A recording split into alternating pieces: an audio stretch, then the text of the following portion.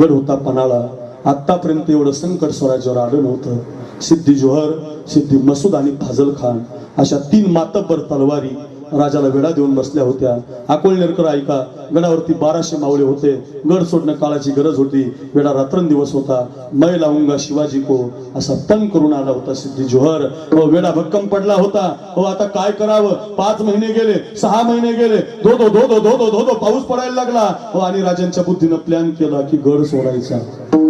कसा सोडायचा? गडावरून 2 पालख्या काढायची. एका पालखीमध्ये राजाला बसवायचं आणि एका पालखीमध्ये राजांसारखा एक पोरगा बसवायचा. 2 बाजूला 2 पालख्या हलवायच्या.